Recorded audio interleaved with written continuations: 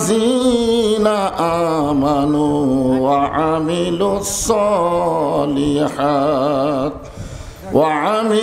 الصالحات وتواصوا بالحق وتواصوا بالصبر إن الله وملائكته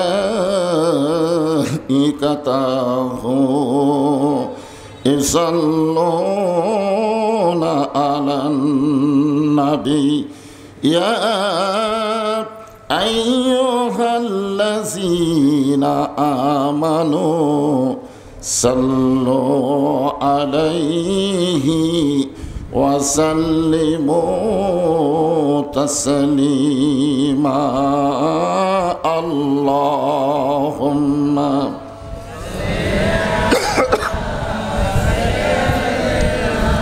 مولانا محمد وعلى علي سيدنا شفيعنا مشرقي حب محمد সকলে বলি সাল্লাল্লাহু আলাইহি मतलाए दीवानी माँ मतलाए खुर्शीद इश्कास सीनाए सो जाने माँ बलागल उला बिकमालिही कशफत दुजा बिजमालिही हसनत जमीओ खसालिही सल्लो अलैहि व आलिहि अल्लाहुम्मा आमीन। জান্নাতের বাগান থেকে জান্নাতি মানুষদেরকে নিয়ে আমি গুনাহগার তোমার রহমতের দরজায় দুখানা হাত তুলেছি আল্লাহ। হাসরের ময়দানে জাব্বার আর কাহার নামে রূপ নিয়া তুমি যখন বিচার শুরু করবে তোমার সামনে দাঁড়ায়া সমস্ত নবীরা নাফসি নাফসি বলে কাঁদতে থাকবে। এমন কঠিন অবস্থা হাসরে হবে, সেদিন সমস্ত নবী তার উম্মতকে ভুলে যাবে, শুধু বলবে আল্লাহ আমার কি হবে, আমার কি হবে। একমাত্র দরদি নবী শাফাতের কান্ডারি ইয়া রব্বে হাবলি উম্মতি বলে সেজদায় পড়ে যাবে।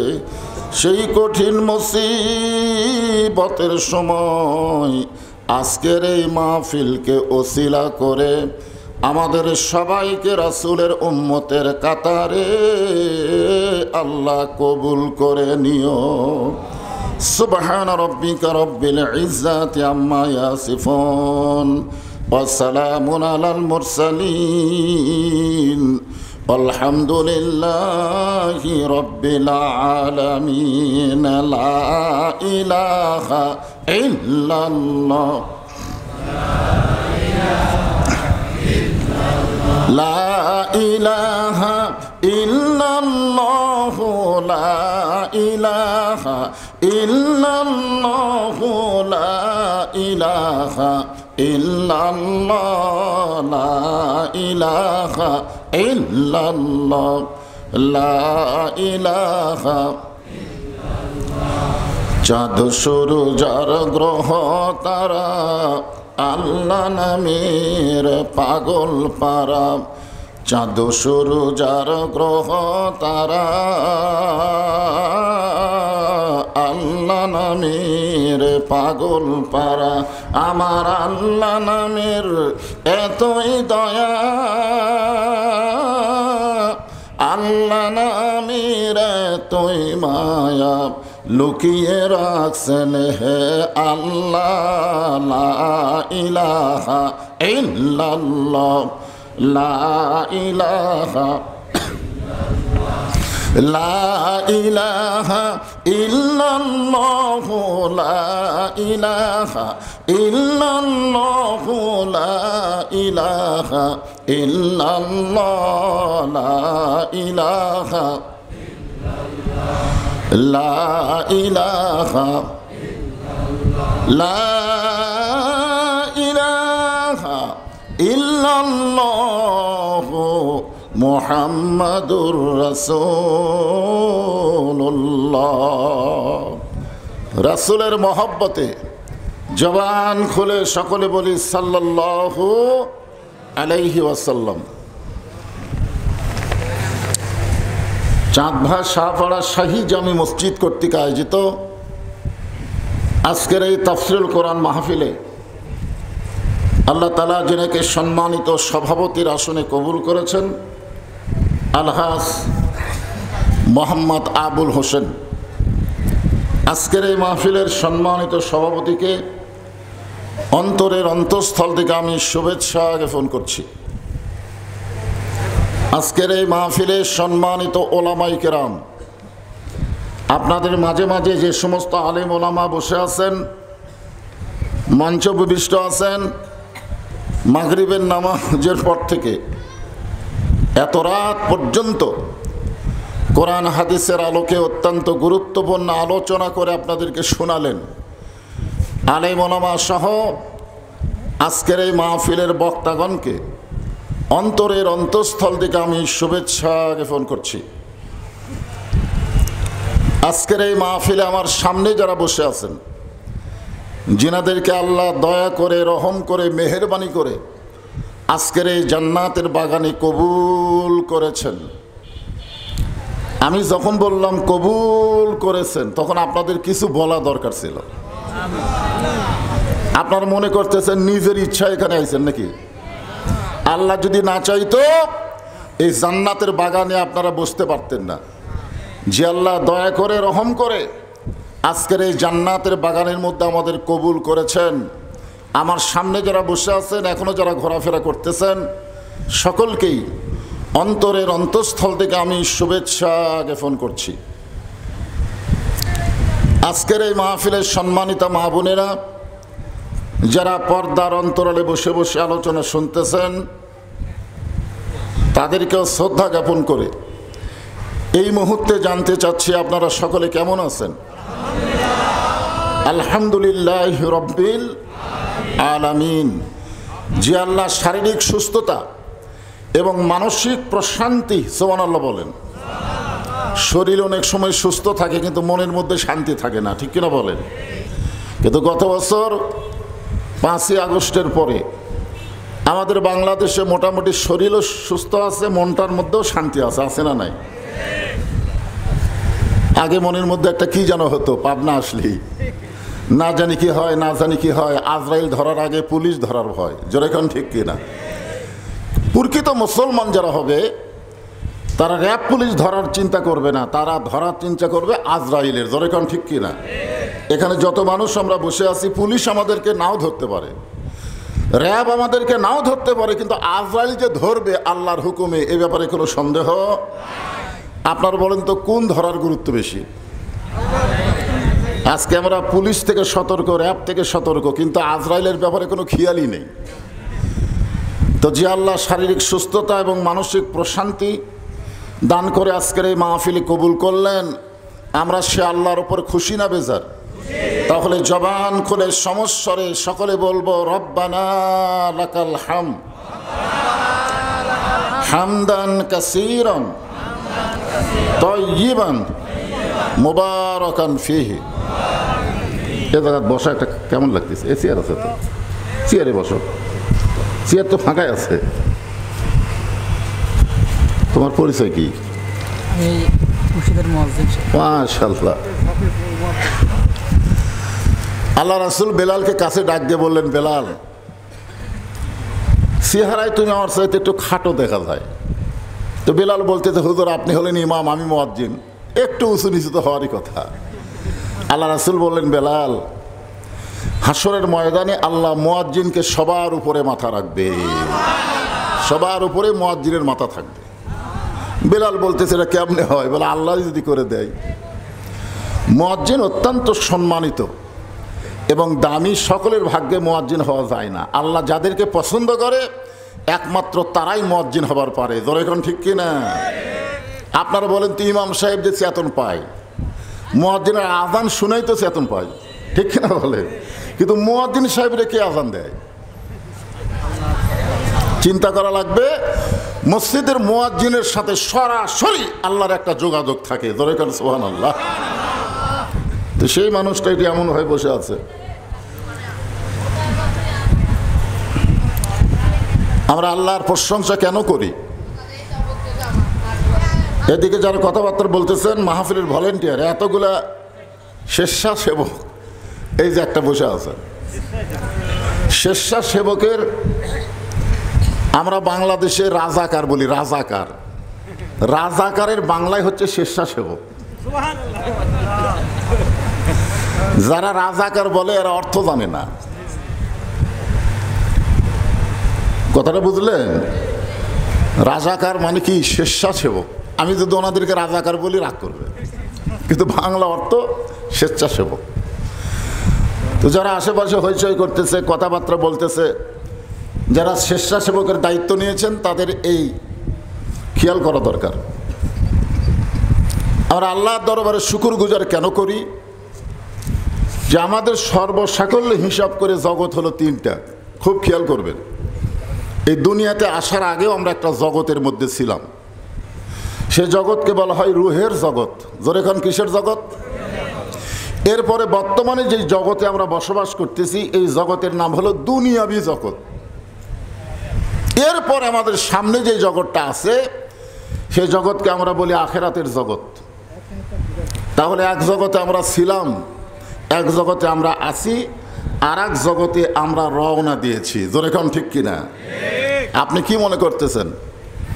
প্রত্যেকটা সময়ের মাধ্যমেই আমাদের হায়াতকে কিন্তু কমে যাচ্ছে। জোরে কোন ঠিক কিনা? এই জন্য আমাদের সামনে যে জগৎটা অপেক্ষা করতেছে এটা মৃত্যুর পরে সেই জগৎ আমরা আলিঙ্গন করব। এই জগৎকে বলা হয় আখেরাতের জগৎ। আমরা যখন দুনিয়াতে দোয়া করি তখন কয় জগতে দোয়া করি? রব্বানা আতিনা ফিদ দুনিয়া হাসানা অফিল আখিরাতি হাসানা। এই দোয়ার বাংলা অর্থ হলো যার দুনিয়া সুন্দর হয় না তার আখিরাতও কোনোদিন সুন্দর হবে না। আমরা যদি আখিরাতকে সুন্দর করতে চাই তাহলে আগে আমাদের বাংলাদেশকে সুন্দর করা লাগবে। জোরে কোন ঠিক কিনা? আমাদের পরিস্থিতি, আমাদের পরিবেশ, আমাদের সমাজ, আমাদের রাষ্ট্র যদি সুন্দর না হয় আমাদের আখিরাতও সুন্দর হবে না। যতই দোয়া করেন কাম হবে না। কথাটা বুঝলেন? এই জন্য আমরা যেই জগতে ছিলাম এই জগতে আল্লাহ আমাদের পক্ষে ছিল, সে জগৎ হলো রুহের জগৎ। আচ্ছা, রুহের জগতে আল্লাহ যে আমাদের পক্ষে ছিল এটা কেমনে বুঝলেন? এটা বোঝার উপায় হলো দুনিয়াতে আসার পরে আমরা যেই ঘরে জন্ম নিয়েছি এই ঘরটা হলো মুসলমানের ঘর। জোরে কোন কথা ঠিক কিনা? যত ধর্মই আমরা দাবি করি না কেন, পৃথিবীতে যত ধর্ম আছে আল্লাহর কাছে ধর্ম কয়টা? জোরে বলেন। আল্লাহ কোরআনে ডাইরেক্ট বলে দিয়েছেন অমাইয়াবতাগি গায়রাল ইসলামা দীনান ফালা ইউকবালা মিনহু। ইসলাম ছাড়া অন্য কোনো ধর্ম জীবন ব্যবস্থা কেউ যদি গ্রহণ করে আল্লাহ বলেছেন কখনোই তা কবুল করা হবে না। আল্লাহর কাছে একমাত্র কবুলযোগ্য জীবন ব্যবস্থা ধর্মের নাম কি? সবাই বলা লাগবে নাম কি? ইন্না দীনা ইনদাল্লাহিল ইসলাম। আমরা জন্মসূত্রে মুসলমানের ঘরে জন্ম নেওয়ার কারণেই আমরা বিশ্বাস করব আল্লাহ আমাদের উপরে খুশি। আল্লাহ যদি বেদার হতো হিন্দুর ঘরে পাঠিয়ে দিত, আমরা আল্লাহ পাইতাম না, পাইতাম ভগবান। ধরে কান কি পাইতাম? ভগবানের ভ বাদ দেন, গবানের কোনো অর্থ হয় না। গবানের গ বাদ দিলে বান মানে বন্যা, দুনিয়ার কোনো মানুষ পছন্দ করে না। বা বাদ দিলে থাকে নো, নো মানে আমরা কি কই? নাই। নো মানে ভগবান নাই। আর আমরা যে আল্লাহ পাইছি ভাগ্য গুণে, কপাল গুণে, আল্লাহু লা ইলাহা ইল্লা হুয়াল হাইয়ুল কাইয়ুম।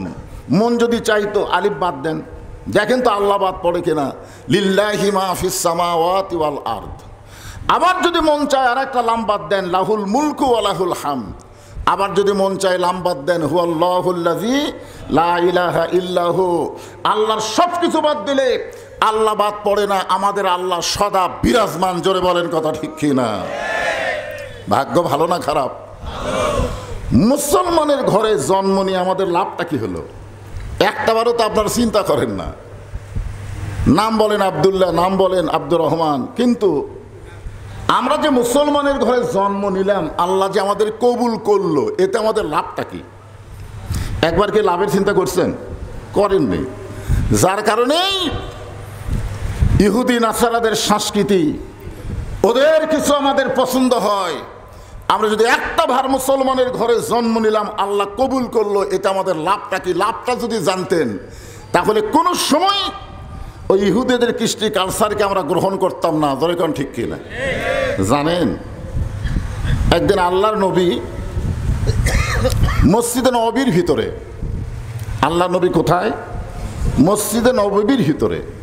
এমন সময় নবীর মাদ্রাসার 1 নম্বর ছাত্র, নাম হলো আবু বকর। এখন হয়তো বলবেন, হুজুর 1 নম্বর ছাত্র কেমনে হলো? আল্লাহ রাসূল নিজেই বলেছেন, ইন্নী বুইসতু মুআল্লিমান, আল্লাহ আমাকে শিক্ষক করে দুনিয়াতে প্রেরণ করেছে। বলেন সুবহানাল্লাহ। লিউতাম্মিমা মাকারিমাল আখলাক, রাসূল বলেছেন আমার মাদ্রাসায় যারা ছাত্র হবে তারা চরিত্রের সার্টিফিকেটে গোল্ডেন A+ পাবে। আপনার বলেন তো, নবীর যে মাদ্রাসার 1 নম্বর ছাত্রের নাম কি? আবু বকর। তিনি মসজিদ নববীর দরজায় গেলেন, দরজায় গিয়ে তিনি ব্রেক করলেন। ব্রেক করার কারণ হলো, ভিতরে লক্ষ্য করে দেখে আল্লাহ নবীর 2 উরাতে 2 জন নাতি বসে আছেন। এই যে 2 উরুর উপরে 2 জন নাতি বসে খেলা করতেছেন। এক নাতি নবীর দাড়ি ধরে টান মারতেছে, আর এক নাতি নবীর টুপি খুলে ফেলে দিচ্ছে। নবী 2টা নাতির উপর বিরক্ত না হয়ে বরং 2 জনকে বুকের মধ্যে নিয়ে চুমু খাচ্ছে। আবু বকর বলে, আল্লাহ, আমার নবী শুধু বিশ্ব নবী নয়, আমার নবী হলেন পৃথিবীর 1 নম্বর নানা। জোরে কোন সুবহানাল্লাহ। আল্লাহ কোরআনে কেন বললেন লাকাদ কানা লাকুম ফি রাসূলিল্লাহি উসওয়াতুন হাসানা? এটা কেন বললেন? যে দুনিয়ার কোন মানুষকে তোমাদের নেতা বানায়ও না, তোমাদের নেতা আমি আল্লাহই বানায় দিছি। জোরে কোন সুবহানাল্লাহ। যদি তোমরা সফলতা অর্জন করতে চাও, তাহলে দুনিয়ার সমস্ত পানসা নেতার চামচাগিরি বাদ দিয়ে একমাত্র মুহাম্মদ রাসূলকে তোমাদের আদর্শ হিসাবে গ্রহণ করে নাও। এ কথা কার? আরো জোরে বলেন। স্লোগান তো ভালোই মারতেছেন, আমার নেতার চরিত্র ফুলের মতন পবিত্র, নামাজ পড়ে না 1 ওয়াক্ত। দরকার ঠিকই না? এইগুলো নেতা, এদেরকে তো আপনার নেতা বলেন, কেমনি বলেন? আরে খুব খেয়াল করে দেখেন, আবু বকর রাদিয়াল্লাহু আসমানের দিকে তাকায় বললেন, আল্লাহ, আমার নবী শুধু বিশ্ব নবী নয়, আমার নবী হলেন পৃথিবীর 1 নম্বর নানা। নানা হিসাবে আমাদের নবী কয় নম্বর? আচ্ছা, বাবা হিসাবে কয় নম্বর? এমনি করলেন। আহা, নবী হিসাবে কয় নম্বর? খালি 1 নম্বর।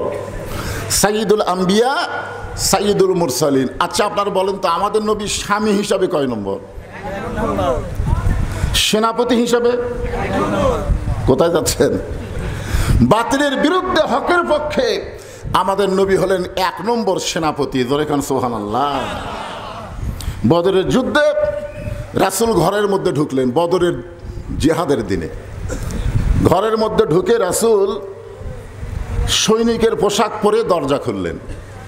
কিসের পোশাক? তাহলে বোঝা গেল সব জায়গায় সব পোশাক চলবে না, জায়গা মতো পোশাক চেঞ্জ করা লাগবে। জোরে কান ঠিক কিনা? এই হাব্বা জুব্বা গায়ে দিয়ে বেঈমানদের সঙ্গে লড়াই করা যাবে না। নবীর আদর্শ হলো সৈনিকের পোশাক পরলেন। বাহিরে এসে আলীকে ডাক দিলেন, আলী। আলী বলতেছেন, লব্বাইকা রাসূলুল্লাহ। আল্লাহ নবী বললেন, আমার কোমরের পেটিটা একটু টাইট করে দাও, কোমরের যে বেল্ট আছে এটা একটু ঢিলা ঢালা হয়ে গেছে, এটা একটু টাইট করে দাও। হযরত আলী যখন পেটিটা বেল্টটা টেনে টেনে টাইট করতেছে, এমন সময় আবু বকর বলে, ইয়া রাসূলুল্লাহ, আপনি আল্লাহর নবী। রাসূল বলেন, সাহাবীরা শোনো, আমি আল্লাহর নবী যেমন ঠিক, আজকে বাতিলের বিরুদ্ধে হকের পক্ষে আমি হব আল্লাহর সেনাপতি। তাহলে নবী যদি বাতিলের বিরুদ্ধে সেনাপতি হয়, আর নবীর উম্মত হয়ে খালি দরুদ পড়ে জান্নাত পাবেন নাকি?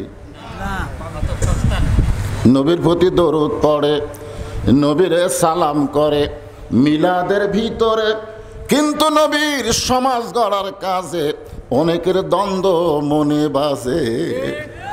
আজকে আমাদের মতন হুজুরেরা মসজিদে যদি কোরআনের হক কথা বলে, তখন সাইড থেকে বলে হুজুর মসজিদে রাজনীতি করবেন না।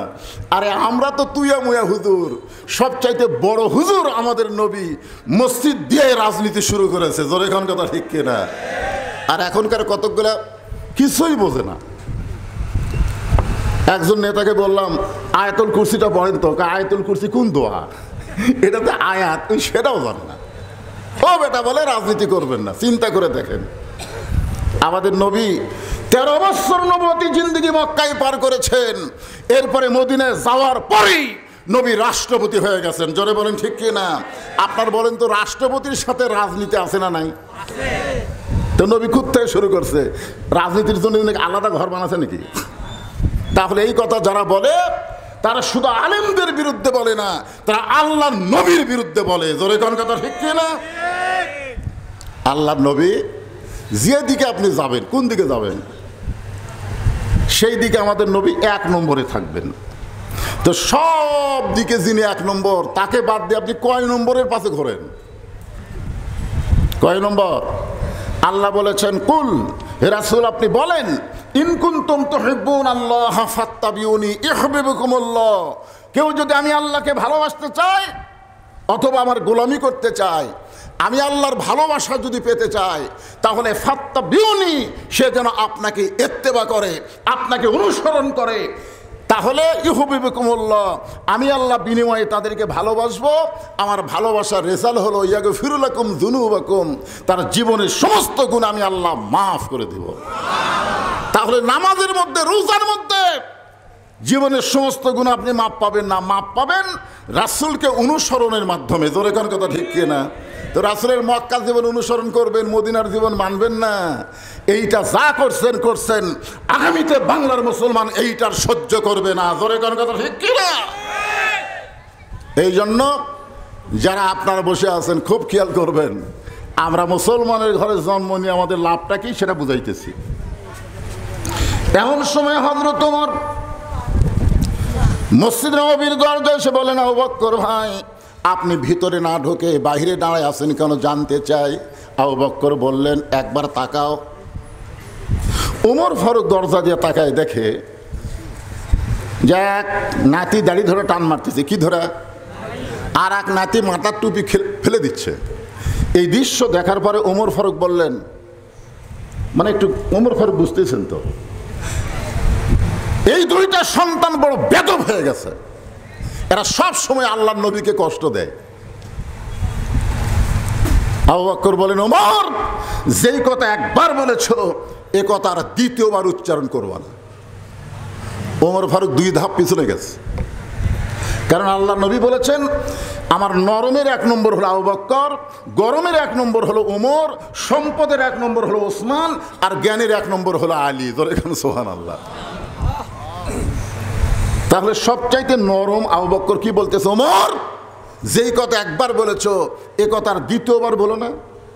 ওমর 2 ধাপ পিছনে গিয়ে বলতেছে, আপনি নরম মানুষ এত গরম হলেন কেন? আবু বকর বলে, ওমর সবসময় নরম থাকা যাবে না, মাঝে মধ্যে নবীর উম্মতদের গরম হওয়া লাগবে। জোরে কোন ঠিক কি না? 15.5 বছর নরম থাকা তো দেখলেন, কাম হলো না। কাম হয়েছে? আমাদের রংপুরে আবু সাইদ সর্বপ্রথম গরম হইয়া বাতিলের অস্ত্রের সামনে 2 হাত বাড়ায় দাঁড়ায় গেল।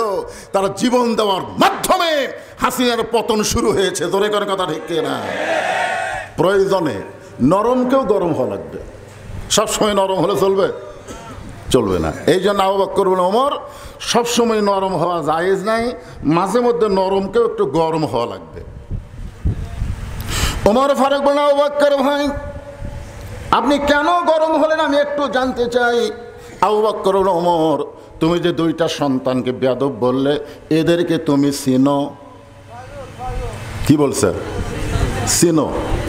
তুমি যে 2 জনকে বেয়াদব বললে, এই যে হাসান হোসেনকে তুমি বললে না এরা বেয়াদব হয়ে গেছে, এই 2টারে তুমি চিনো? ওমর ফারুক বলে, আবু বকর ভাই আমি চিনবো না কেন, এরা হলো আলী ফাতেমার সন্তান। ওমর ফারুক কিন্তু বলতে পারতেন আলীর সন্তান, কিন্তু আলী ফাতেমার সন্তান বলার পিছনে কারণ আছে না নাই? কারণ সন্তানের পরিচয় খেলে বাপ দেওয়া হবে না, সন্তানের পরিচয় দিতে গেলে মাও লাগবে। মা লাগবে না? আমি ছোটবেলায় দেখেছি আমরা সমাজের মধ্যে মায়ের পরিচয় ছিল না। আমার যখন 91 সালে বিয়ে হলো, আমার মা আমাকে জিজ্ঞাসা করলো বিয়ে কিভাবে হলো।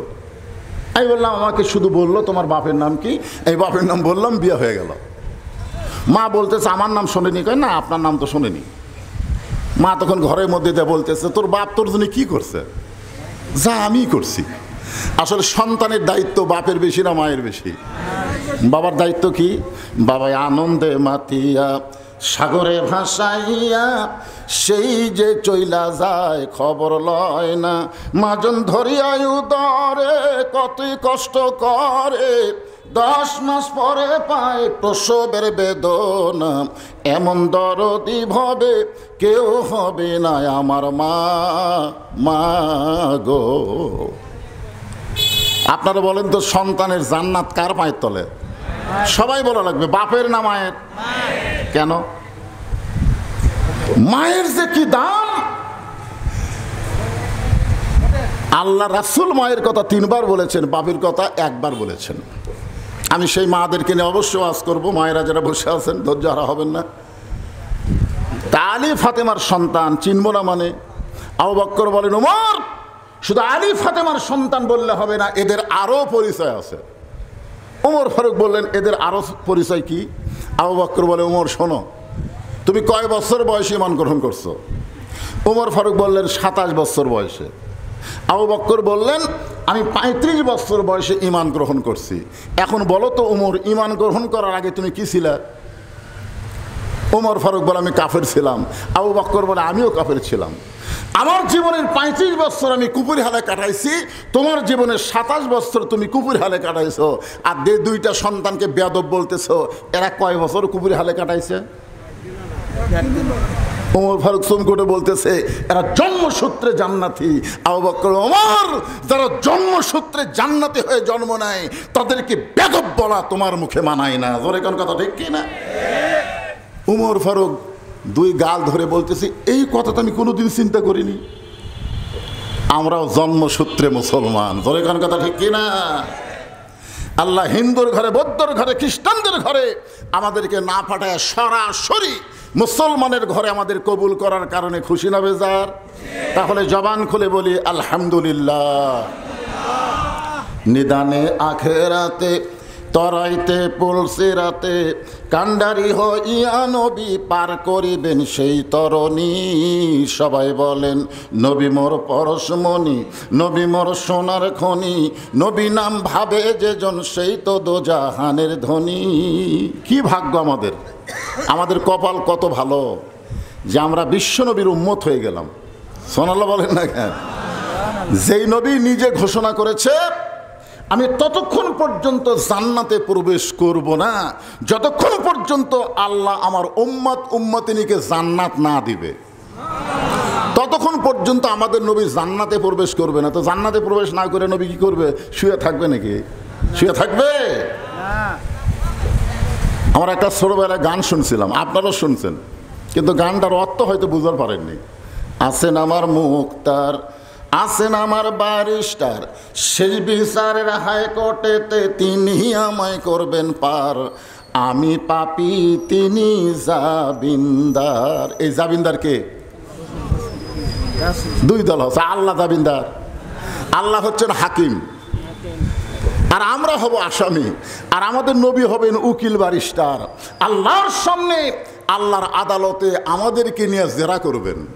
জেরা করে আমাদেরকে সুপারিশ করে জান্নাতে পৌঁছে দিয়া তারপরে নবী জান্নাতে ঢুকবেন। সুবহানাল্লাহ বলেন। এমন নবী কেউ পাইছে? আদম থেকে ঈসা পর্যন্ত কোন উম্মতের এমন নবী পাইনি যেই নবী আমরা পেয়েছি। তাহলে এমন একজন বিশ্ব নবীর উম্মত হওয়াতে আপনারা খুশি না বেজার?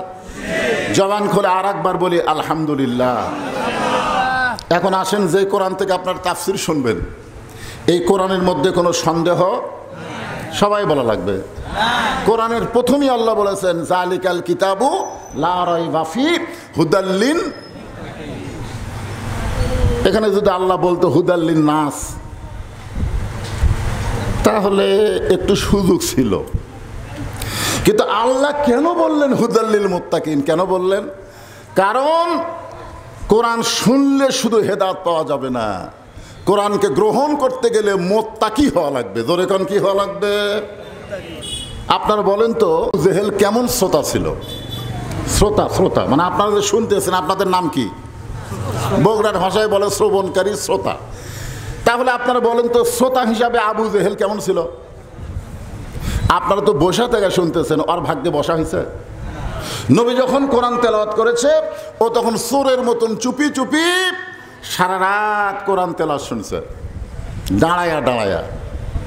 সকালবেলা গিয়ে মিটিংয়ের মধ্যে বলতেছে, এত সুন্দর কোরআনের বাণী, রাতটা কোন দিক দিয়ে গেল আমি বুঝবারই পারিনি। সুবহানাল্লাহ কবেন না? আপনারা বলেন তো, আবু জেহেল কি কোরআনের বিরুদ্ধে কথা? পক্ষে বলেছে যে এত সুন্দর কোরআনের বাণী, রাতটা কোন দিক দিয়ে গেল আমি বুঝবারই পারিনি।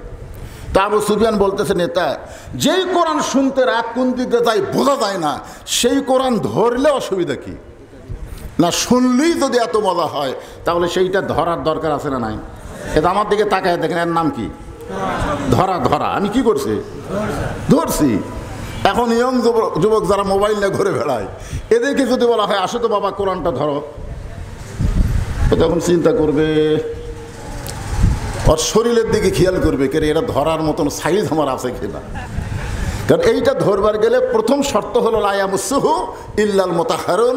ততক্ষণ পর্যন্ত তুমি এইটা স্পর্শ করতে পারবা না যতক্ষণ পর্যন্ত তুমি পবিত্র না হবা। তাহলে আল্লাহর কোরআন ধরতে গেলে যদি পবিত্র হতে হয়, সেই কোরআন গ্রহণ করলে বাংলাদেশের চেহারা আগামীতে কেমন হবে, এইটা বাংলার মুসলমান হিসেবে আমাদের দেখার দরকার আছে না নাই? বহু তো দেখলেন স্বাধীনতার পর, অনেক কিছু দেখলেন, কিন্তু কোরআন শরীফটা খালি আবু জেহেলের মতন শুনে যাচ্ছি, আর খালি বলতেছি কি সুন্দর কোরআন। বৈশুদ্ধ ওয়াজ করতেছে, 2 ঘন্টা কোন দিক দিয়ে গেল বোঝাই গেল না। জহরুল সাহেব ওয়াজ করলো 1.5 ঘন্টা কোন দিক দিয়ে গেল বোঝাই গেল না। আবু জেহেল যেরকম বলতে সারা রাত কোন দিক দিয়ে গেল বুঝবারই পারলাম না। আমরাও তাই বলতেছি, কিন্তু আসলে কি তাই? খুব খেয়াল করেন। আবু সুফিয়ান বললেন, নেতা, যেই কোরআন শুনতে রাত কোন দিক দিয়ে বোঝা যায় না, সেই কোরআন ধরলে অসুবিধা কি? আবু জেহেল বলতেছে, মারাত্মক প্রশ্ন করছিস, তুই আমার কাছে আয়। আবু সুফিয়ান যখন কাছে গেছে, কানে কানে ফিসফিস করে বলতেছে, এই কোরআন ধরলে তোর আমার ভুয়া নেতৃত্ব চলবি না। আজও বাংলাদেশে যারা আবু জেহেলের মতো নেতৃত্ব দিবার চায়, তারাই কোরআনের বিরুদ্ধচারণ করে। জোরে কোন কথা ঠিক না? কারণ কোরআন যখন চালু হবে, বাংলাদেশে কোনো ভুয়া নেতা থাকবে না। ভুয়া, জোরে কোন কি? আরো জোরে, জোরসে বলুন। আজকে আমাদের বাংলাদেশ, বিশেষ করে আপনাদের পাবনা, ভুয়া নেতা ভরে গেছে। জোরে কোন কথা ঠিক কিনা? এই কোরআন থেকে ছোট্ট একটা সূরা আপনাদের সামনে আজকে তাফসির হবে। সূরাটার নাম হলো আসর। জোরে বলেন, নাম কি? আসর শব্দের অর্থ হলো সময়। বর্তমান আপনাদের সময় কেমন চলতেছে? বর্তমান সময় আপনাদের কিছু ছেলে পেলে নষ্ট হয়ে গেছে, এরা সব সময় রাস্তা ঘোরে। জোরে করার কথা ঠিক কিনা? এরা কেন ঘোরে ওরা নিজেরাও জানে না। এই সময় একটা ছোট্ট বাচ্চা বর্তমান সময়ে দোয়া দরুদ দিয়ে ধাড়া দিলে, ফু দিলে ওর কান্না থামে না। ওর সামনে একটা মোবাইল চালু করে দিলেই ও কান্না থামায়। জোরে খান কথা ঠিক কিনা? বর্তমান সময়ে দোয়া দরুদ নাই, কান্না থামাই দিলে মোবাইল চালু করে দাও, ও আর কান্দে না। অনেকে বলে, হুজুর আমার বাবু মোবাইল ছাড়া ভাতই খায় না। এইরকম সময় আমাদের বর্তমান চলতেছে। আল্লাহ তাআলা সময়কে অত্যন্ত গুরুত্বপূর্ণ দিয়া সময়ের শপথ করেছে। জোরে খান সুবহানাল্লাহ। মিশে মায়ায় বন্দি থাইকা করলাম কত খেলা, পশ্চিমে তাকায়া দেখো তোমার ডুইবা গেছে বেলা। আপনাদের পাবনাতে বেলা মানে কি? আর বেলা নাই রে। তাহলে আর কি নাই? বেলা মানে সময় না। পশ্চিমে তাকায়া দেখো তোমার ডুইবা গেছে বেলা। এক পলকের নাই ভরসা, মিশে সকল আশা, কখন বুঝি দারুণ ঝড়ে ভাঙবে তোমার বাসা। মাথায় লাঠি দিয়া মুরব্বী ঘরের ভিত দেখতেছে, আর একজন লাঠি বলতেছে, দাদা কি দেখেন? বলে, ভিত যদি মজবুত না হয় বিল্ডিং মজবুত হবে না। আর মাজাত কি দিছে? জোরে এখন কি দিছে? মাজায় লাঠি ঠোকা দিয়ে ওই বিল্ডিং এর ভিত দেখতেছে। কি দেখেন দাদা? ভিত যদি মজবুত না হয় বিল্ডিং শক্তিশালী হবে না। কিন্তু তোমার খবর কি? তোমার দেহের ভিতের খবর কি? নড়ভরা হয়ে গেছে, যে কোনো সময় ভেঙ্গে পড়বে। জোরে কোন কথা ঠিক কিনা? সময় অত্যন্ত গুরুত্বপূর্ণ একটা বিষয়। সেই সময়ের শপথ করে আল্লাহ বললেন, ইন্নাল ইনসানা লাফি খুসর, নিশ্চয়ই মানুষগুলো ক্ষতির ভিতরে। আমি খুব চিন্তা করলাম যে এই কোরআন শরীফে আল্লাহ যেখানে ইবাদতের কথা বলেছেন, ইবাদতের কথা কোরআনে আছে না নাই? সেখানে আল্লাহ কি বলেছেন? অমা খলাকতুল জিন্না ওয়াল ইনসা ইল্লা লিয়াবুদুন, আমি জিন এবং মানুষকে আমার ইবাদতের জন্য সৃষ্টি করছি। তাহলে ইবাদতের কথা বলার সময় আল্লাহ জিন ইনসান একত্র করলেন, কিন্তু ক্ষতির কথা বলার সময় আল্লাহ জিনক বাদ দিলেন। এখানে আল্লাহর বলা দরকার ছিল ওই আয়াত অনুযায়ী, ইন্নাল জিন্না ওয়াল ইনসানা লাফি খুসর, নিশ্চয় জিন এবং মানুষ ক্ষতির ভিতরে। কিন্তু আল্লাহ জিনক বাদ দিয়ে শুধু মানুষের কথা কেন বললেন? আপনারা কি জানেন? এই কথা বলুন, আমার কথা কি খেয়াল করতেছেন? এই ক্ষতির কথা বলতে গিয়ে আল্লাহ জিনক বাদ দেয়া খালি মানুষের কথা বললেন। তো যা আল্লাহ জিনকে কেন বাদ দিলেন আপনারা কি জানেন? না জানলে বলবেন জানি না। জোরে বলেন, আরো জোরে বলেন। এখানে কি জানাইছেন? এই জানার জন্যই চাইছেন। এখন চিন্তা করেন, আমাদের বাংলাদেশে একটা গজল আছে, আদর করে মানুষ আল্লাহ বানায়া কেমনে দিবেন ক্ষতির মধ্যে ফেলিয়া। আল্লাহর যত সৃষ্টি সবচাইতে মহব্বত করে আল্লাহ সৃষ্টি করছেন, তার নাম কি? মানুষের আদি পিতার নাম বলেন, আরো জোরে বলেন। আল্লাহ আদমকে তৈরি করার পরে হাওয়াকে কিন্তু তখন তৈরি করা হয় নাই, শুধু আদমকে তৈরি করা হয়েছে, মানে পুরুষ মানুষ। খুব খেয়াল করবেন, আদম কি মানুষ আর হাওয়া কি মানুষ? মহিলা। তো যখন হাওয়াকে তৈরি করা হয়নি তখন আল্লাহ বললেন, উসজুদু লি আদামা, ফেরেশতা আদমকে সেজদা করো। তখন হাওয়ার কোনো খবর? যেরকম হাওয়ার কোনো খবর। আর সে হাওয়ায় যদি প্রধানমন্ত্রী হয় তাহলে আদম জাতির কি হবে?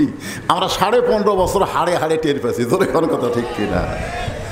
আল্লাহ কোরআনে বলেছেন, আর রিজালু কাওয়ামুনা আলা নিসা, পুরুষরা থাকবে নারীদের উপরে। এটা আমার কথা না, আল্লাহর কথা।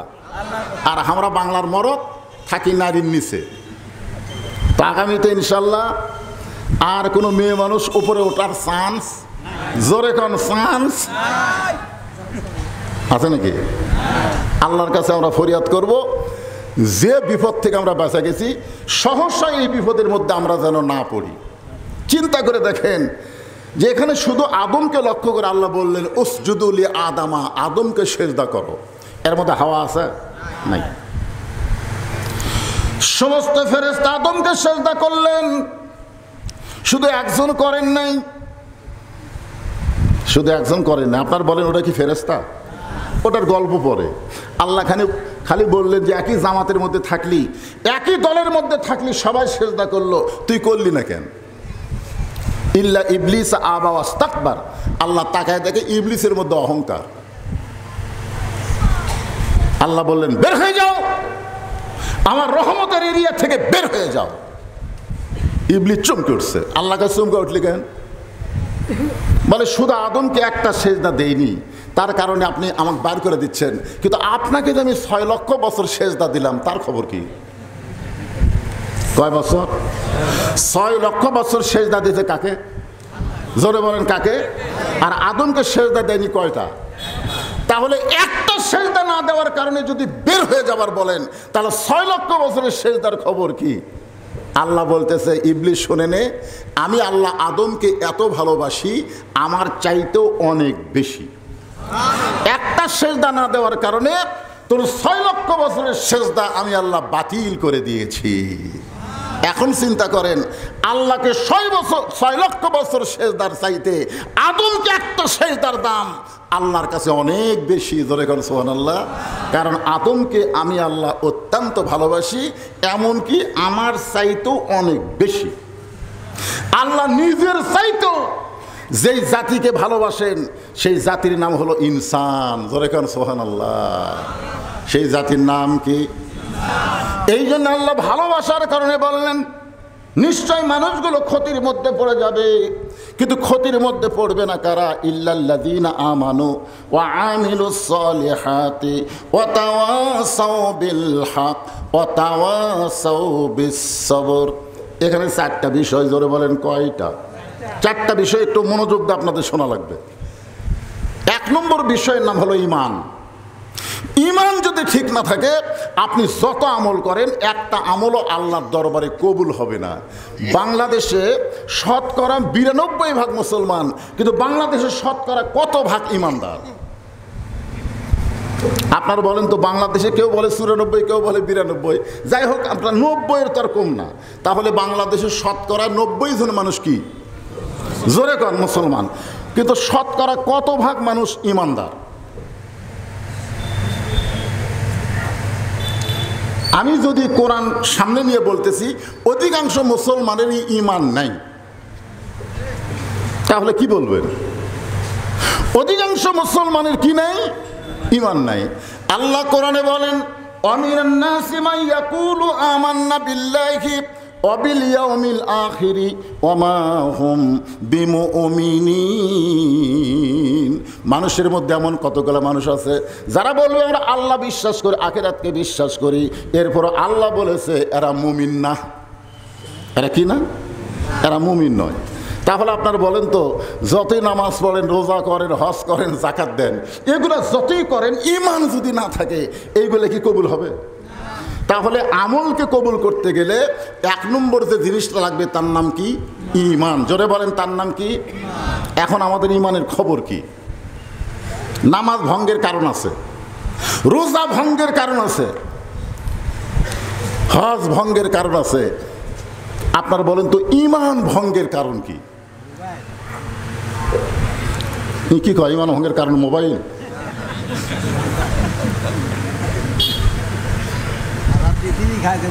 শোনেন, ঈমান ভঙ্গের 1 নম্বর কারণ হলো আল্লাহর সঙ্গে কাউকে শিরক করা। ঈমান ভঙ্গের 1 নম্বর কারণ কি করা? শিরক করা। জোরে বলেন কি করা? আপনারা বলেন তো আমাদের মধ্যে শিরক আছে? বলতেছে হুজুর এদের যা দেখতেছেন এই সাইডে সব আমার, ওই সাইডে যা দেখতেছেন আমার বড় ভাইয়ের, এই লোক দিয়ে দেখাচ্ছে, আঙ্গুল দিয়ে দেখাচ্ছে, ওই দিকে সব আমার চাচার, আর এই সাইডে আমাদেরই। তাহলে সবই যদি তোমাদের হয় আল্লাহর, তখন বলতেছে হুজুর আল্লাহটা দেখবার গেলে 2 মিনিট হাঁটা লাগবে। 2 মিনিট হাঁটার পরে বলতেছে এই যে দেখেন আল্লাহর ঘর মসজিদ, এখানেও আল্লাহর কিছু ছিল না, আমার চাচা 10 শতক আল্লাহকে দান করছে, আর আমরা টাকা পয়সা দিয়ে আল্লাহ ঘর বানা দিছি। হুজুর ফেরেশতাকে আল্লাহ এই দেশের নাম কি? যেই দেশে তোমার কোনো জায়গা নাই, আর চাচা দান করলে তোমার জায়গা হয়, আর এরা টাকাতে ঘর বানা দেয়, এই দেশের নাম কি? আল্লাহ বলে ওই দেশের নাম হলো বাংলাদেশ। ওই দেশে আমি আল্লাহ সবচাইতে গরিব হয়ে আছি। জোরে কোন কি হয়ে আছি? আপনার বলেন তো, আপনাদের এলাকায় কেউ যদি 7 তলা বিল্ডিং করে, 5 তলা বিল্ডিং করে, 4 তলা বিল্ডিং করে, কোনোদিন কারোর কাছে ভিক্ষাস আছে? এ ধর এখন ভিক্ষাস আছে, ভাই আমার বিল্ডিং বানাতে 2 বস্তা সিমেন্ট শর্ট পড়তে, ভাই আল্লাহর রাস্তায় দান করো, এ কথা কোনোদিন বলছে? যে তুমি তোমার বাড়ি 5 তলা তুমি একলাই করতে পারো, আর আল্লাহর ঘর মসজিদ বানাতে তুমি ভিক্ষা করো? অথচ আল্লাহ রাসূল বলেছেন কেউ যদি আল্লাহকে একটা ঘর বানায় দেয়, আল্লাহ তাকে জান্নাতে একটা ঘর বানায় দেয়। জোরে করে কথা ঠিক না? এই হাদিস বিশ্বাস করেছে পাকিস্তানের শহীদ আফ্রিদি। এই হাদিস বিশ্বাস করে 19টা আল্লাহর ঘর আগে তৈরি করেছে, তারপরে ওর বউ সাওয়ালের জ্বালায় নিজের একটা ঘর বানাইছে। আগে নিজের ঘর বানায়নি, আগে ঘর বানাইছে আল্লাহর। জোরে কোন কার? 19টা মসজিদ তিনি নিজে আগে তৈরি করেছেন, তারপরে বউ সাওয়ালের জন্য একটা ঘর বানাচ্ছেন। কি ইমান ইমান কি কয়? একটু মনোযোগ দিয়ে শুনবেন। সাহাবারা জিজ্ঞাসা করলেন, ইয়া রাসূলুল্লাহ, এই ইমান সম্পর্কে আমরা একটু ভালোভাবে জানতে চাই। আল্লাহ রাসূল বললেন, তাহলে শোনো, ইকরার বিল লিসান, তাসদিক বিল জানান, আমল বিল আরকান, এরই নাম হলো ঈমান। এখানে তিনটা বিষয় খেয়াল করবেন। এক নম্বর হলো ইকরার বিল লিসান, জবানে বলতে হবে লা ইলাহা ইল্লাল্লাহ। দুই নম্বর হলো তাসদিক বিল জানান, শুধু জবানে বললে হবে না, ওইটা কলিজার মধ্যে জায়গা দেওয়া লাগবে। শুধু কলিজার মধ্যে জায়গা দিলে হবে না, আমল বিল আরকান, ঈমান অনুযায়ী আমল করা লাগবে। আপনারা বলেন তো, ঈমান অনুযায়ী যত আমল আছে, এক নম্বর আমলের নাম কি? যে আমল না করলে ঈমান থাকে না, আপনারা বলেন তো সে আমলের নাম কি? সবাই বলতেছেন না কেন? এখানে অনেক আল্লাহর বান্দা আছে এখনো মাগরিব এশার নামাজ পড়েনি। এরকম আল্লাহর বান্দা আছে না নাই? যারা মাগরিবও পড়েনি, এশাও পড়েনি, ফজরও। আপনারা বলেন, যারা ইচ্ছা করে মাগরিব এশা পড়েনি, এরা ফজর পড়বে? অথচ রাসূল বলেছেন, মান তারাকা সালাতু মুতাম্মিদান ফাকাত কাফারা। 3 ওয়াক্ত না, ইচ্ছা করে 1 ওয়াক্ত নামাজ যারা বাদ দিল, তারা আল্লাহর সঙ্গে কুফরি করলো। লা সালাত আলা ঈমানা, যারা নামাজ নাই তার ঈমানই নাই। লা সালাত আলা দীনা, যার নামাজ নাই তার ধর্ম নাই। আপনাকে সাত বা গোরস্থান আছে না নাই? আপনারা বলেন, গোরস্থানের মধ্যে কি বেনামাজি দাফন হয়? বেনামাজি হয়? অথচ ইমাম মালিক রহমতুল্লাহ বলেন যে কোনো ব্যক্তি মুসলমান দাবি করার পরেও ইচ্ছা করে নামাজ না পড়ে সে মারা গেল, তার সঙ্গে তোমরা কি ব্যবহার করবা? তখন ছাত্র বলল, হুজুর আপনি ওস্তাদ, আপনি বলেন। ইমাম মালিক বললেন, তোমাদের রাস্তায় যদি কোনো কুকুর মরে থাকে তোমরা কি করো? তখন বলে, হুজুর কুকুর যদি রাস্তাত মরে, তাহলে আমরা, কুকুর যদি আস্তে আস্তে পচে দুর্গন্ধ হয়, এই দুর্গন্ধ থেকে বাঁচার জন্য আমরা কুকুরকে পুঁতে রাখি। পুঁতে রাখা বোঝেন না? পুঁতে রাখি, গাড়ি রাখি, হয় গাড়ি রাখি। ইমাম মালিক বললেন, ওই কুত্তাকে তোমরা কি গোসল করাও? ওই কুত্তারে কি কাফনের কাপড় পরাও? ওই কুত্তারে কি খাটনিত করে কান দোলাও? তখন না হুজুর, কুত্তাকে গোসল করাবি, কুত্তারে কেউ কাফন পরাবি, কুত্তারে কেউ খাটনি দিবে, তাহলে কি করবা? বলে, পাও দড়ি লেগে টানে নিয়ে যায় মাটির একটা গর্ত করে, ওই গর্তের মধ্যে কুত্তা পুঁতে রাখবো। ইমাম মালিক বললেন, একটা বেনামাজি মরলে এর চাইতে বেশি মুসলমানের করা জায়েজ নাই। কথা কন না কেন? একটা বেনামাজি এখানে পুঁতে দেখেন, নামাজের কোনো ওয়াজ করা লাগবে না। জোরে কোন কথা ঠিক কেন? নামাজের ওয়াজ করা লাগবে। আসো ভাই নামাজ পড়ো, ভাই নামাজ না পড়ে জাহান্নামে যাওয়া যায় কি? একটু মনোযোগ দেবেন। 1 নম্বর হলো নামাজ। ঈমানকে রক্ষা করতে গেলে যত আমল আছে, 1 নম্বর আমলের নাম হলো নামাজ। এই নামাজটা হলো 5 ওয়াক্ত। জোরে বলেন, কয় ওয়াক্ত? অনেকে বলে, হুজুর আমরা জুম্মা পড়ি। হুজুর আমরা না হয় 5 ওয়াক্ত পড়ি না, তাই বলি কি আমরা নামাজি না? জুম্মা পড়ি। এখন আপনারা বলেন, যে ব্যক্তি 5 ওয়াক্ত বাদ দেখালে জুমার নামাজ পড়ে, তার খবর কি? লা তাকনাতু মির রাহমাতিল্লাহ, ইন্নাল্লাহা ইয়াগফিরু যুনুবা জামিয়া, ইন্নাহু হুয়াল গাফুরুর রহিম। আল্লাহ বলেছেন, আমার রহমত থেকে তোরা নিরাশ হয় না, তোমরা যতই পাপ করো আমি আল্লাহ মাফ করে দিব। জোরে খান সুবহানাল্লাহ। তো এই আয়াতের দিকে খেয়াল করে আল্লাহ বলতে, হাসরের ময়দানে যারা 5 ওয়াক্ত পড়ো নাই, খালি জুম্মা পড়ছো, আমি আল্লাহ তোমাদেরকে জান্নাত দিয়ে দিলাম, যাও। জুম্মা পাটি বলবে, আল্লাহ এত দয়ালু বাড়ি, আমরা 5 ওয়াক্ত পড়িনি, খালি জুম্মা পড়ছি, এতে আল্লাহ জান্নাত দিয়ে দিল। এরা খুশি হয়ে জান্নাতের দিকে দৌড় মারবে। এক দৌড়ে জান্নাতের দরজা গিয়ে দেখবে বিশাল একটা তালা। আল্লাহ আমাকে জান্নাত দিলেন, দরজার তালা কেন? আল্লাহ বলে, চাবি তোদের কাছে আছে, খুঁজে দেখ। ওরা তখন পকেট হাতায় দেখবে একটা চাবি আছে। ওই চাবি তালার মধ্যে ঢুকবে, কিন্তু ঘুরবি না। ঢুকছে ঠিকই, ঘোরে না। বলে, আল্লাহ তালার মধ্যে চাবি ঢুকলো কিন্তু ঘোরে না তো। আল্লাহ বলে, তালার মধ্যে 5টা দাগ আছে, ওই চাবির মধ্যে 5টা দাগ থাকা লাগবে, দাগে দাগে মিল হবে, কুটুস করে খুলে যাবে। ওরা চাবি বের করে দেখে তেল তেলা। আল্লাহ আমাকে চাবির মধ্যে তো দাগ নেই, কিসের দাগ? আল্লাহ বলে, 5 ওয়াক্ত নামাজের দাগ। আল্লাহ আমাকে তো 5 ওয়াক্ত নামাজ নেই। আল্লাহ তখন বলবো, জান্নাত দেখে ফেরত আয়। যারা শুধু জুম্মার নামাজ পড়তেছে এরা ভাগ্য গুণে জান্নাত দেখতে পারবে, কিন্তু জান্নাতের মধ্যে ঢুকতে পারবে না। আর সালাতু মিফতাহুল জান্নাহ, জান্নাতের চাবি হলো 5 ওয়াক্ত নামাজ। জোরে বলেন কথা ঠিক কিনা? এখন কারা কারা জান্নাতে যাবার চান আল্লাহকে দুইটা হাত দেখান। লিল্লাহি তাকবীর, হাত নামান। এখন জান্নাতে যাবার চান হাত তুললেন। 5 ওয়াক্ত নামাজ কারা কারা পড়বেন? লিল্লাহি তাকবীর, হাত নামান। আপনারা বলেন তো মসজিদ উন্নয়নের ওয়াজ কি?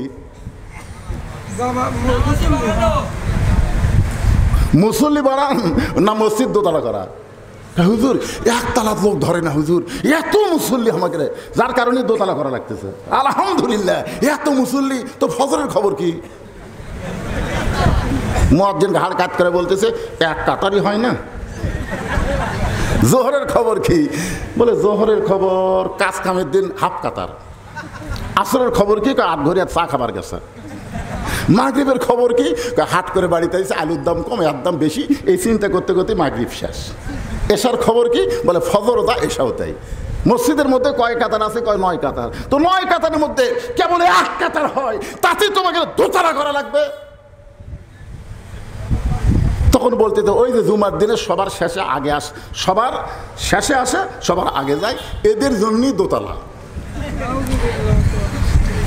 সবের শেষে আসে আগে যায়, এর জন্য দোতলা করবে কি? আজকে খেয়াল করেন, ওয়ামিলুস সালিহা সূরা আসরের 2 নম্বর বিষয় হলো নেক আমলের 1 নম্বর হলো নামাজ। পুরুষ মানুষের জন্য 1 নম্বর হলো নামাজ। কিন্তু আমার মা বোনের যারা পর্দার অন্তরে আছে তারা এখন চিন্তা করতেছে আমাদের 1 নম্বর নেক আমলের নাম কি? আমার মায়েরা শোনেন, পুরুষের জন্য 1 নম্বর নেক আমল হলো নামাজ, আর নারীদের জন্য 1 নম্বর নেক আমলের নাম হলো পর্দা। জোরে বলেন নাম কি? মেয়েদের জন্য পর্দা না থাকে, নামাজ পড়ুক, রোজা করুক, হজ করুক, যাকাত দেখ, একটাও আল্লাহর দরবারে কবুল হবে না। নারীদেরকে ইবাদত কবুল করতে গেলে 1 নম্বর যে আমল লাগবে সে আমলের নাম কি? সবাই বলেন, সে আমলের নাম কি? পর্দা। এখন আমাদের বাংলাদেশে নারীদের পর্দা আছে, মানে বোরকা আছে, বোরকা আছে কিন্তু পর্দা নেই। হয়তো বলবেন হুজুর বোরকা আছে পর্দা নেই, এটা আবার কেমন ওয়াজ? বোরকা আছে কিন্তু পর্দা নাই।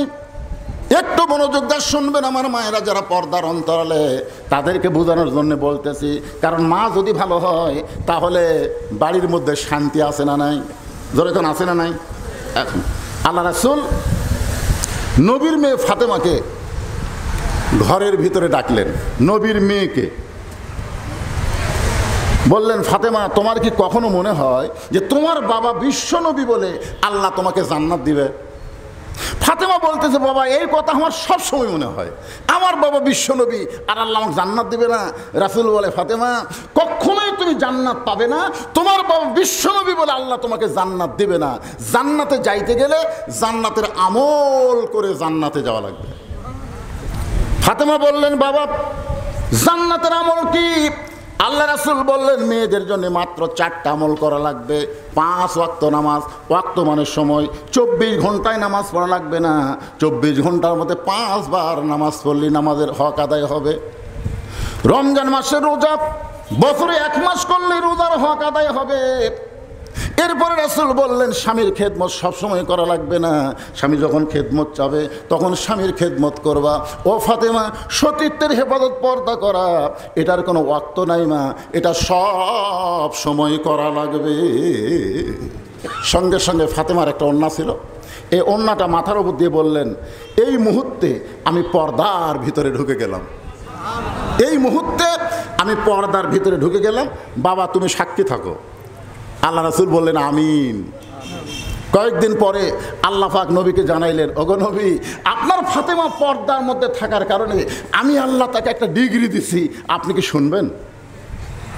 তো রাসূল বলেন, আল্লাহ আমার মেয়ে ফাতেমা পর্দার মধ্যে থাকার কারণে আপনি কি ডিগ্রি দিলেন?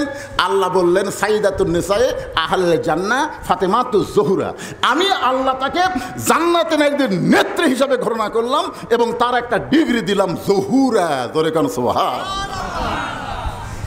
আপনারা জোহরা মানে বুঝবার পারেননি, এমনি এমনি সুবহানাল্লাহ বলেন।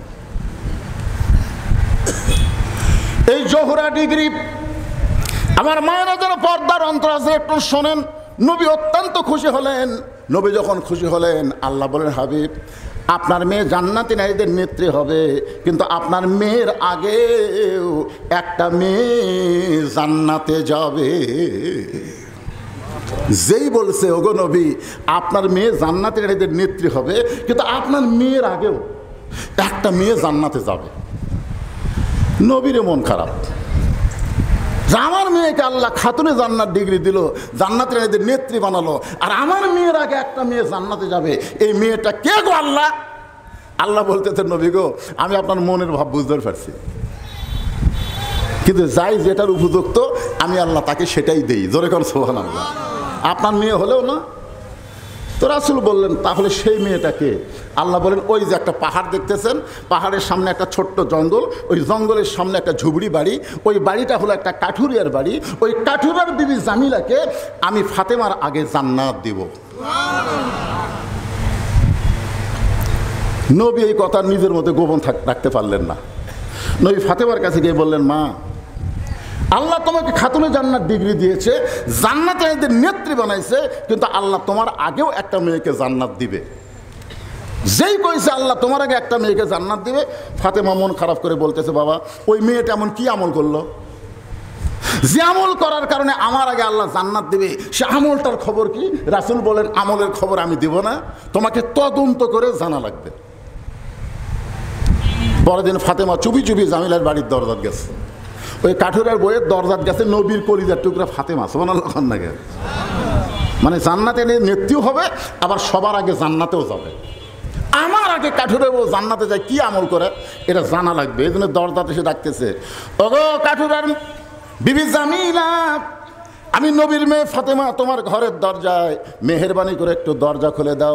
জামিলা দরজায় এসে ছোট বাচ্চার মতন কাঁদতেছে।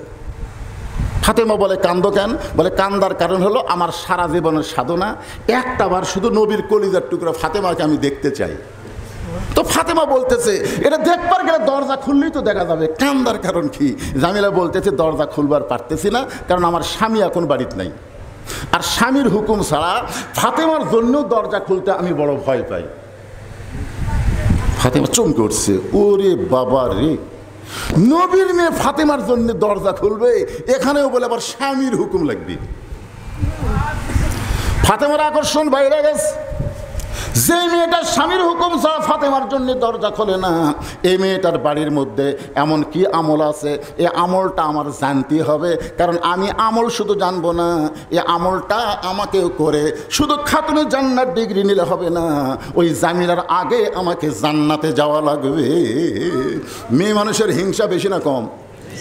তো ইবাদতের ব্যাপারে হিংসা করা জায়েজ আছে। ও তাহাজ্জুদ পড়ে, আমিও পড়বো। ও 4 রাকাত পড়ে, আমি 8 রাকাত পড়বো। এইরকম হিংসা করা জোরে কোন জায়েজ?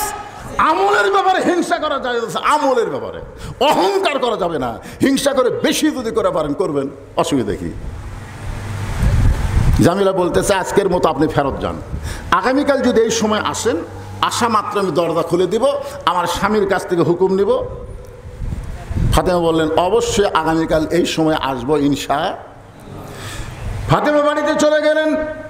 পরের দিন আসরের নামাজের পরে চুপি চুপি ফাতেমা যখন রওনা দিয়েছে, এমন সময় একটা ছোট বাচ্চা ফাতেমার সামনে দাঁড়ায় বলতেছে, মা, গতকাল বিকেলবেলা আপনাকে আমি খুঁজে খুঁজে পাইনি মা, আজও বিকেলবেলা চোরের মতন কোথায় যান? আমি আপনার সঙ্গে যাবার চাই। ফাতেমার চমকে গেল, যদি হাসান হইতো তাহলে বুঝান যাইতো, কিন্তু এইটা তোর হাসান না, এইটার নাম হল হোসাইন। এখন কি করবে হোসাইন? বড় জেদি। ওই জেদি বাচ্চাকে সঙ্গে করে ফাতেমা জামিলার বাড়ির দরজায় গেলেন। জামিলা জামিলা বলে চিৎকার দেওয়ার আগেই হুসাইন দরজায় গিয়ে একটা ঠোকা দিয়ে বলতেছে, মা, একটা ভাঙ্গা বাড়ির দরজায় গতকালে তুমি আইছিলা, আজকেও তুমি আসলে। ও মা, এই বাড়ির মধ্যে এমন কি আছে মা, যে বাড়ির দরজায় গতকালে তুমি আইছো, আজকেও আসলে? আপনারা বলেন তো, প্রত্যেকটা সন্তান তার মাকে দয়া করে কম না বেশি? ভালোবাসে কম না বেশি? আপনারা সবাই বলতেছেন না, না বলার পিছনে কারণ আছে। বইয়ের কাছে বইয়ের মাও বসে আছে, এখন বলতেছে, আম্মা আম্মা, আমি আটঘরিয়া বাজারে যাব, আপনি কি খাবেন? ডাব খাবেন না গ্লুকোজ খাবেন? বউ বলতেছে, আমার মাও দুটাই খায়। তখন বলতেছে, আম্মার জন্য আমি ডাবও আনবো, গ্লুকোজ আনবো। এই কথা বলে ব্যাগ না বের হচ্ছে। দেখে দরজাত মা খাড়া হয়ে আছে। ছেলে মাথা নিচু করে যখন যাচ্ছে, মা কয় কে রে, 1 সপ্তাহে 10 টাকার পান কিনে দিছিস, আমার পান ফুরে গেছে, আজকে বাজার থেকে আমার জন্য পান কিনে আনবি। ছেলে বলতেছে এই জন্যই তো তাকাই না, খালি খাই খাই, এত খাই খাই করলে আমার সংসার চলবে? মায়ের জন্য 10 টাকার পান আনবে, এখানে খাই খাই দেখতেছে, আর শাশুর জন্য ডাব আনবে, গ্লুকোজ আনবে। এরকম বেটা নামক পাটা আছে না নাই? জোরে কান আছে না নাই? এরা কথা বলবেন তো, একটু মনোযোগ দিয়ে শুনবেন। কি বলবো, প্রসবের কথা দেয়, অকালে মা মারা যায়, কেন সে মায়ের ভক্তি করো না, এমন দরদি ভবে কেউ হবে না আমার মা গো। হোসাইন মাকে বেশি ভালোবাসেন না কম? যে গতকাল আপনি ঘুরে গেছেন, আজকে আইছেন, এই ভাঙ্গা বাড়িতে এমন কি আছে মা? সঙ্গে সঙ্গে ফাতেমা গিয়ে বলে, জামিলা তুমি কি দরজা খুলবা না? জামিলা বলতেছে 1 ঘন্টা হলে দাঁড়িয়ে আছি, আপনি আসা মাত্রই দরজা খুলে দেব। তো ফাতেমা বলতেছে তাহলে দরজা খুলে দাও। জামিলা বলতেছে কে জানো মা মা বলে চিৎকার দিল। ওই বাচ্চাকে নিয়ে যদি আপনি ঢুক পারছেন তাহলে আজকের মতো ফেরত যান, কারণ আমার স্বামী শুধু আপনার ব্যাপারে হুকুম দিছে, আপনি বাচ্চা নিয়ে আসবেন। এই বাচ্চার ব্যাপারে তো আমার স্বামী হুকুম দেয় নাই। আমি স্বামীর হুকুম ছাড়া আপনার জন্য দরজা খুলতে পারি, কিন্তু আপনার বাচ্চার জন্য আমি দরজা খুলতে পারবো না। সঙ্গে সঙ্গে হোসেন বলে, মা এই মেয়ে অত্যন্ত খারাপ মেয়ে, মা যে মেয়ে আমি হোসেন থাকার কারণে দরজা খোলে না, এই মেয়ের চাইতে খারাপ মেয়ে দুনিয়াতে নাই। ফাতেমা হোসেনকে বুকের মধ্যে চুমো দিয়ে বলতেছে, বাবা তুমি যে মুখ দিয়ে তারে খারাপ বলতেছো, তোমার নানা বলেছে ওই মেয়েটা তোমার মায়ের আগে জান্নাতে যাবে। যে বলেছে তোমার নানা বলেছে ওই মেয়েটা তোমার মায়ের আগে জান্নাতে যাবে।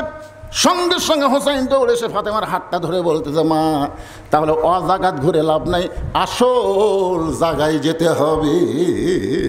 আপনারা বলেন তো আসল জায়গার নাম কি? এ কোরআন শরীফ সব জায়গায় থাকার দরকার নাই, আসল জায়গায় যাওয়া লাগবে। বাংলাদেশের আসল জায়গায় যেখানে কোরআন শরীফ গেলে কোরআন অনুযায়ী বাংলাদেশ চলবে, ওই জায়গার নাম কি? আপনারা এখনো বাংলাদেশে আসল জায়গা চেনেননি তো? মসজিদে কোরআন আছে, কোরআনের দর্শ হয়, আর একদল এসে লাঠি মারে। জোরে করে কথা ঠিক কিনা? আসল জায়গার যে যায়নি, এই জন্য বুঝবার পারতেছে না এই জিনিসটা কি। গোটা পৃথিবীর মুসলমানের কাছে আসল জায়গা কোনটা, এটা আজ থেকে 50 বছর আগে আব্দুল আলিম গানের মধ্যে বলে গেছে। মনে বড় আশা ছিল যাব মদিনায়, মনে বড় আশা ছিল যাব মদিনায়। এই গান গাইলে গুনাহ হবে? দিনাজপুরের আলেমরা আব্দুল আলিমকে বাধা দিয়ে বলল, আব্দুল আলিম তুমি মূর্খ, মূর্খ হওয়ার কারণে শুধু মদিনার কথা বলতেছো। আব্দুল আলিম বলে তাহলে কি বলা লাগবে? এবার দিনাজপুরের আলেমেরা বলতেছে, আব্দুল আলিম গানটা যদি গাইতে চাও তাহলে এভাবে গাও, মনে বড় আশা ছিল যাব মক্কা মদিনায়। তুমি মক্কারে বাদ দিয়ে শুধু মদিনার কথা বলো। যেই মক্কায় 1 রাকাত নামাজ পড়লে আল্লাহ 1 রাকাত নামাজের সওয়াব দিয়ে দেয়। মক্কায় যদি 1 রাকাত নামাজ পড়ে হেরেমের মধ্যে, তাহলে কত রাকাত? জোরে কন্যা কত রাকাত? তাহলে সেই মক্কা বাদ দিয়ে খালি মদিনার গান গাও। আব্দুল আলিম বলতেছে, রে আলিমেরা শোনো, যদি মদিনার মানুষটাকে তোমরা হাত করবার পারো, হাত করা বোঝেন, মদিনার মানুষটাকে যদি তোমরা অনুসরণ করো, মদিনার মানুষটাকে যদি তোমরা ইত্তেবা করো, তাহলে শুধু মক্কা নয়, মক্কার মালিক পর্যন্ত তোমাদের হয়ে যাবে। এখন বলেন আসল জায়গা মক্কা না মদিনা? যার মুখ দিয়ে বের হবি না, নবীর উম্মত হওয়ার পারবি না। জোরে বলেন আসল জায়গার নাম কি? আরো জোরে জোরসে বলুন। নবী যখন হিজরত করে মদিনায় চলে গেল, আপনারা বলেন তো মক্কার খবর কি? হিজরত করে মদিনায় গেছে, মক্কা বিজয়ের দিনে নবী এসে কাবা ঘরের দরজা খুলছে, খুলে দেখে 360টা মূর্তি। তাহলে নবী মদিনাত গেলে কাবা ঘরের মধ্যে কি ঢোকে? কথা কয় না। এরকম মসজিদের ধার দিয়ে যাচ্ছে, আসরের সময় হলো, গাড়ি থামায় মসজিদের মধ্যে, গোটা মসজিদের টাইসের উপর ধুলে। আমি আঙ্গুল দিয়ে বললাম, কে রে মসজিদ ভাই এত ধুলে কেন? কাজান দিয়ে একামত দেয় হুজুর, কেউ আসে না তো খামাকা ঝাড় দিয়ে লাভ কি? আপনি তাকায় দেখেন, আমি যদি নামাজ পড়ি গামছার 2 বাড়ি মারি, আল্লাহু আকবার। তা আজকে আপনি যখন আইছেন তাহলে আপনার জায়গায় বাড়ি দিয়ে সাফ করে দেই। আমি বললাম তাহলে মসজিদ কি পরিষ্কার করো না? বলে নামাজের দিন করি হুজুর, নামাজের দিন করি। আমি বললাম নামাজের দিন কোন দিন? বলে আমাদের এলাকায় মানুষ জুমার দিনকে নামাজের দিন কয়। তা তাহলে মসজিদে মুসল্লি না ঢুকলে ধুলা ঢুকবে, জোরে কোন কথা ঠিক কিনে? আর মুসল্লি যদি নামাজ পড়ে তার কাপড়ের মাধ্যমে সমস্ত ধুলাবালি বাহিরে চলে আসবে, জোরে কোন কথা ঠিক? কথা কন না কেন? নবী মদিনায় হিজরত করতে গেছে আর মক্কার কাফেরেরা কাবা ঘরের দরজা খুলে মূর্তি ঢুকাইছে। আপনার বলেন তো নবী মক্কার কাবা ঘরের মূর্তি দেখে কি মূর্তি রাখছে না ভাঙছে? তার মানে বোঝা গেল নবী আছে যেখানে ইসলাম থাকবে সেখানে, জোরে কোন কথা ঠিক কি না? হোসেন বলতেছে মা আসল জায়গায় যেতে হবে, এই নকল জায়গায় ঘুরে কোনো লাভ হবে না।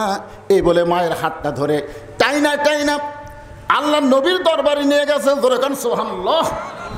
ফাতেমা জোরহাত করে বলতেছে বাবা আমার কোনো দোষ নেই, আমি একদিন গেছি স্বামীর হুকুম ছাড়া জামিলা দরজা খোলেনি, আমি দ্বিতীয় দিন গেছি এই পুচকে আমার সঙ্গে গেছে, এখন এমন কিছু ব্যবহার করে জোর করে আপনার কাছে আমার নিয়ে আইছে বাবা, দরকার হলে আমি ফাতেমা 10 দিন যাব, কোন আমলের কারণে কাঠুরে বউ জামিল আমার আগে জান্নাতে যাবে আমি জানবো, কিন্তু এই হোসাইনের কারণে আমার হলো না। হোসাইন মায়ের হাত ছাড়ে দিয়ে দৌড়ে গিয়ে নানার হাত ধরে বলে নানা তুমি আমার মাকে চিনো? সোনাল্লাহ খান তুমি আমার মাকে চিনো নানা? তোমার মা জান্নাত পাবে কি পাবে না তুমি কোনোদিন গ্যারান্টি দিয়ে বলতে পারবে না, আর আমার মা শুধু জান্নাত পাবে না, জান্নাতি নারীদের আল্লাহ নেত্রী বানায়া দিছে, আর সেই মাকে তুমি কাঠুরের বইয়ের দরজাত পেটা দিছে।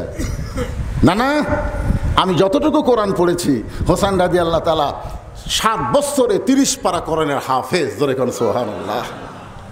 মা ইয়ান্তিকু আনিল হাওয়া ইন হুয়া ইল্লা ওয়াহুই ইউহা, আল্লাহর পরে কেউ যদি জানে সেটা আমার নানা। আপনারা বলেন তো আল্লাহ প্রথম কাকে জানায়? ওই যে তাহিরি যে কইছে আল্লাহর ধন্য বীরে দিয়া আল্লাহ আছে গায়েব হইয়া, এইটুকু যদি তাহিরি বলতো তাহলে গানটা ঠিক হইতো, কারণ আল্লাহর ধন নবীরে কোরআন দিয়া আল্লাহ আছে গায়েব হইয়া, আল্লাহ গায়েব, ধরে কোন আল্লাহ কি? ওয়াল্লাহুল্লাযী লা ইলাহা ইল্লাহু আলিমুল গায়ব, জোরে বলেন সুবহানাল্লাহ। কিন্তু নবীরে ধন খাজা নিয়া এই জায়গা তাহিরি ভুল করছে, বলা লাগতো নবীরে ধন আলেম নিয়া আল উলামা ওয়ারাসাতুল আম্বিয়া, জোরে কোন সুবহানাল্লাহ। প্রত্যেকটা আলেমদেরকে বলা হয় নবীদের ওয়ারিস, তার মধ্যে কথা হলো নবীর কিছু এলেম আলেমদের মধ্যে আছে, জোরে কোন আছে না নাই? কথা কোন আছে না নাই? এমনি এমনি আল্লাহ কোরআনে বলেছেন ইন্নামা ইয়াখশাল্লাহ মিন ইবাদিহিল উলামা, বান্দা সমূহের মধ্যে আলেম বান্দারাই আল্লাহকে সবচাইতে বেশি ভয় করে। আপনাদের এমপি সোহান সাহেব আল্লাহকে ভয় কম করছে না বেশি করছে? নিজামী সাহেব আল্লাহরে ভয় কম করছে না বেশি করছে? কথা বলা লাগবে তো মুসলমান। আল্লামা সাইদি হুজুর আল্লাহকে ভয় কম করছে না বেশি করছে? আল্লাহর কোরআনের আয়াত অনুযায়ী আপনারা কি আল্লাহর সাথে একমত না দ্বিমত? কিন্তু এই সমস্ত ভালো মানুষকে হাসিনা মিথ্যা দোষ দিয়া জেলের মধ্যে বন্দি রাখলো, জেলের মধ্যে আল্লাহর ওলি যখন মৃত্যু হচ্ছে না তখন জেলখানাতে বের করে আল্লামা সাইদি হুজুরকে হাসপাতালে হত্যা করা হলো, জোরে বলেন কথা ঠিক? একটু মনোযোগ দিয়ে শুনবেন। হোসেন বলে না না কোন আমলের কারণে কাঠুরে বউ জামিলা আমার মায়ের আগে জান্নাতে যাবে, এটা না বলা পর্যন্ত আপনার হাত আমি ছাড়ব না, এমনভাবে চাপে ধরছে। নবী এখন আলী রে কে আলী, আলী দৌড়ে এসে বলে লব্বাইক রাসূলুল্লাহ, আমারে ডাকতেছেন কেন? বলে তোর বেটা এমনভাবে আমার হাত চাপে ধরছে। আলী বলছে হোসাইন নানার হাত চাপে ধরছে, নানা কষ্ট পায়, হাত ছেড়ে দাও। হোসাইন বলে বাবা আপনি জানেন না এই নানা কি অকাম করছে জানেন? আমার মাও কাঠুরের বইয়ের দরজাত পাঠিয়ে দিচ্ছে, আমার মায়ের আগে নাকি ওই কাঠুরের বউ জামিলা জান্নাতে যাবে, এই কথা নানা বলার কারণে মা এখন কাঠুরের বইয়ের দরজা যায়। এখন আলী বলতেছে হাত যান ছাড়িস না, জোরে ধর। রাসূল বলতেছে আলী তোমাকে ডাকলাম হাত ছাড়ানোর জন্যে, আর তুমি আবার জোরে ধরার কথা বলতেছো কেন? আলী বলতেছে এই জন্যই বলতেছি, মেয়ে মানুষকে আপনি বলতে গেলেন কেন? কে আগে জান্নাতে যাবে কে পরে যাবে এটা পুরুষ মানুষকে আপনি খান। আবু বকর আগে যাবে, তারপরে উমর যাবে, তারপরে ওসমান যাবে, তারপরে আলী যাবে, তারপরে আব্দুর রহমান ইবনে আউফ যাবে, এভাবে নাম বলেন, একটা পুরুষও মন খারাপ করবে না, কারণ পুরুষ মানুষের চিন্তা হলো বেহেশত পালি হলো, জোরে কর কথা ঠিক কিনা? আমাদের চিন্তা হলো বেহেশত পালি হলো, আগে পাশে কিরে। কিন্তু মেয়ে মানুষ এদের হিংসা এত বেশি। আমি আমার বইয়ের কাছে একদিন বলতেছি আল্লাহ যদি আমাকে জান্নাত দেয় জান্নাতে হুর দিবি। তো বউ বলতেছে হুর কি গো? আমি তখন হুরের বর্ণনা শুরু করলাম, হুরের চোখের সাইজ কীরকম হবে, নাকের সাইজ কীরকম হবে। এই চোখ কয়া নাকের কথা বলতেই আমার বউ বগলের তলে বালুস নিয়ে ঘর থেকে বাইরে হয়ে যাচ্ছে। আমি বললাম কোথায় যাও? বলে হুর নিয়ে থাকেন, আপনি হুর নিয়ে থাকেন, আমার কি দরকার। আমি সেই দিন কান ধরে তওবা করছি, বইয়ের কাছে হুরের গল্প করা যাবে না, কারণ বেহেশতের হুরকেও এরা সতীন মনে করে। জোরে করে কথা বলেন না। মেয়ে মানুষের হিংসা কম না বেশি? আচ্ছা, ফাতেমা জান্নাতে নারীদের নেত্রী হয়েছে, তো জামিলা যদি আগে যায় কোন জায়গায় বাজলো? এটা পুরুষ হোক কইলে কোনো সমস্যা নাই, কিন্তু মেয়ে মানুষের বলার কারণে এদের রাগও বেশি, হিংসাও বেশি, যার কারণে একজন ক্ষমতার থাকে আর একজনকে বিনা দোষে জেলখানায় রাখে। ধরে কোন কথা ঠিক কিনা? একটা হলো হাসিনা, একটা হলো খালেদা। কি? তবে হাসিনার চাইতে খালেদার হিংসা কম, এই জন্য আল্লাহ তাকে সম্মান দিয়েছে। সুবহানাল্লাহ বলে না কেন? সবাই কিন্তু খালেদার ব্যাপারে কোনো আলেম কেউ কোনোদিন কোনো বেকাতেরা কথা বলেনি, আমি আমার জীবনে কোনোদিন শুনিনি। কিন্তু হাসিনার বিরুদ্ধে প্রত্যেকটা আলেমরাই কথা বলে। ধরে কথা কন না কেন ভাইজান? এই জন্য আমাদের বগুড়ার বেটার বউ, আমাদের বগুড়ার কিসের বউ? বেটার বউ খালেদা জিয়া আপসহীন দেশনেত্রী। তাকে মিথ্যা একটা দোষ দিল, এতিমের সম্পদ মারছে। এই মিথ্যা দোষ দিয়ে তাকে অন্যায়ভাবে জেলখানাতে রাখলো। একটাই কারণ যে খালেদা যদি বেড়া থাকে আমি হাসিনার সিয়ার টলমল করবি, এই জন্য ভিতরে তো আমি বেড়া থাকি। কি? মেয়ে মানুষের হিংসা কম না বেশি? সঙ্গে সঙ্গে আল্লাহ নবী চোখের পানি বের করে বলে, আলী কুল আমলের কারণে কাঠুরার বিবি জামিলা জান্নাতে যাবে আগে, এই কথাটা তুমি বলে দাও। আলী বলতেছে, ইয়া রাসূলুল্লাহ, আপনি কিন্তু আমাকে নিষেধ করেছিলেন। রাসূল বলতেছে, আনা মাদিনাতুল ইলমে ওয়া আলিউ বাবুহা। জোরে বলেন সুবহানাল্লাহ। আমি হচ্ছে ইলমের শহর, তুমি হচ্ছে তার দরওয়াজা। আলী বলতেছে, ফাতেমা কোন আমলের কারণে কাঠুরের বউ জামিলা তোমার আগে জান্নাতে যাবে যদি শুনবার চাও তাহলে ধৈর্য ধরা লাগবে। ফাতেমা বলতেছে, আপনি যদি জানেন তাহলে এতদিন বলেননি কেন? আলী বলতেছে, তোমার বাবা নিষেধ করছিল, এই জন্যই তোমার কাছে বলার হুকুম পাইনি। আজকে যখন হুকুম দিয়ে দিছে আমার বলতে আর কোনো সমস্যা নাই। ফাতেমা চুপটি করে বসে গেছে। এবার আলী বলতেছে, কোন আমলের কারণে ওই কাঠুরের বউ জামিলা তোমার আগে জান্নাতে যাবে যদি শুনবার চাও তাহলে ধৈর্য ধরা লাগবে। ফাতেমা বলতেছে, ইন্নাল্লাহা মা'আস সাবিরিন, ধৈর্যশীলদের সঙ্গে কে থাকে? আলী বলতেছেন, তাহলে শোনো, আমি কিন্তু শুরু করে দিলাম। এই বলে হযরত আলী বলতেছেন, ফাতেমা তোমার কি মনে আছে একদিন দুপুর বেলায় তুমি আমার সামনে কান্না শুরু করে দিলে, আমি তোমার চোখের পানি মুছিতে বললাম, ফাতেমা কি জন্য কান্দো? ফাতেমা বলে, স্বামী গো, আপনি জানেন না বাড়ির খবর, হাসান হোসেন ক্ষুধার জ্বালায় কাঁদতে কাঁদতে দুই ভাই ঘুমায় গেছে। গোটা বাড়ি তন্ন তন্ন করে খুঁজে খাবার কিছু নাই, আপনার পকেটেও কোনো পয়সা নাই। এখন হাসান হোসেন ঘুম থেকে চেতন পাইয়া মায়ের কাছে খাবার বায়না ধরবে। আমি মা দুইটা অভুক্ত সন্তানকে না খাইয়া কতক্ষণ থাকতে পারি? এই জন্য আপনার সামনে দাঁড়াইছি। এই যে আমার ওন্নাটা আপনাকে দিলাম, এই ওন্নাটা বিক্রি করে যেই টাকা হবে সেই টাকা দিয়ে আপনি খাবার নিয়ে আসেন। আলী বলে, ফাতেমা তোমার দাও ওন্নাটা আমি জামার পকেটের মধ্যে ঢুকায় ফেললাম, তোমার দাও ওন্নাটা জামার পকেটের মধ্যে ঢুকায় ফেললাম। এই কারণেই বাজারের মধ্যে যদি ওন্না বের করে ঘুরে বেড়ায় আর যদি বিক্রি করবার চাই, খরিদ্দার যদি জিজ্ঞাসা করে, আলী ভাই এই ওন্নাটা কার? আমি যদি বলি আমার বউ ফাতেমার ওন্না, তাহলে প্রত্যেকটা খরিদ্দার চিন্তা করবে যেই পুরুষ বইয়ের জিনিস বেচা খায় এই পুরুষ হলো দুর্বল পুরুষ। এই কারণে পকেটের মধ্যে ওন্না নিয়ে গোটা বাজারের মধ্যে আমি ঘুরতেছিলাম। হঠাৎ একজন খরিদ্দার আমাকে সালাম দেয়, বলে, আলী ভাই আমার মনে হয় আপনি কিন্তু বিক্রি করবেন। আলী বলেন, ফাতেমা তোমার অন্য আমার পকেটের মধ্যে দুনিয়ার কোনো মানুষ জানে না আল্লাহ ছাড়া।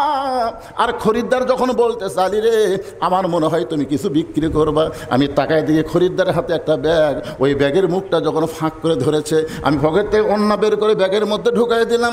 সঙ্গে সঙ্গে খরিদ্দার ব্যাগের মুখটা ধরে আমাকে 6টা দিরহাম দিয়ে হাসতে হাসতে যখন চলে যায়, আমি 6টা দিরহাম হাতের মধ্যে নিয়ে এক দৌড়ে খাবার দোকানে গেলাম। দোকানদারে ভাইকে বললাম, ভাই আমার হাসান হোসেন ক্ষুধার জ্বালায় ঘুমায় গেছে, ঘুম থেকে চেতন পাইলেই খাবার চাবে। হবে, তাড়াতাড়ি খাবার প্যাকেট করে দাও। 6টা দিরহামের খাবার প্যাকেট করে দোকানদার যখন আমার সামনে ধরেছে, আমি পকেট থেকে 6টা দিরহাম যখন দোকানদারকে দিবার যাব, এমন সময় একজন ফকির আমার সামনে কান্দের বলে, আলী রে, আজকে 3 দিন হলে আমাদের বাড়িতে কোনো খাবার নাই, যদি এবার আল্লাহর রাস্তায় একটু সাহায্য করো। আমি আলী চমকে গেলাম, 6টা দিরহাম নিয়ে আমার সন্তানের যদি খাবার নিব, এরই মধ্যে ফকির এসে আমি কি করব? এমন সময় আল্লাহর কোরআন বলতেছে, আম্মা সাইলা ফালা তানহার, আলী রে, সাইলকারীর সঙ্গে খারাপ ব্যবহার করিস না, হুকুম কার? আলী বলে, ফাতেমা পকেট থেকে 1টা দিরহাম বের করে যখন ফকিরকে দিবার চাই, আর 5টা দিরহাম নিয়ে খাবার নেব এই আশায়, এমন সময় আল্লাহর কোরআন বলতেছে, ওমা তুনফিকু মিন শাইইন ফি সাবিলিল্লাহি ওয়াফা ইলাইকুম ওয়া আনতুম লা তুজলামুন। আলী রে, ফকিরকে 1টা দিরহাম দান করলে আল্লাহ তোকে 10টা দিরহাম ফেরত দিবি, ওয়াফা ইলাইকুম। যদি ফকিরকে 2টা দিরহাম দান করো, আল্লাহ 20টা দিরহাম ফেরত দিবে। আলী, ফকিরকে যদি 6টা দিরহাম দান করো, আল্লাহ তোমাকে 60 দিরহাম দিয়া দিবে। আল্লাহর কোরআনকে বিশ্বাস করে ফকিরকে আলী 6টা দিরহাম দান করলেন। দোকানদার বলতেছে, আলী ভাই খাবার টোপলার খবর কি? আলী বলতেছে, 2 বস্তা খাবার প্যাকেট কর, 1 টোপলা দিয়ে আমার হবে না। হযরত আলী ফকিরকে 6টা দিরহাম দেওয়ার পরে দোকানদারকে 2 বস্তা প্যাকেট করার কথা বলে চলে গেলেন। বাজারের মধ্যে মন খারাপ করে ঘুরতেছে, কিন্তু আল্লাহর কোরআন আছে তার কলিজায়, ধরে খান সুবহানাল্লাহ। এমন সময় এক ব্যক্তি উট নিয়ে, কিন্তু আমি আপনাকে ঠকাবো না, এই 500 টাকা নেন হুজুর। 3 মাস পরে দিতে 100 টাকা, কথা কন না কেন, 100 দেয়। আর ইংরেজির মাস্টারকে মাস গেলেই 2000 টাকা দেয়। যে বাংলাদেশে এত % মুসলমান, সেই বাংলাদেশে কোরআনী শিক্ষার গুরুত্ব নাই কেন?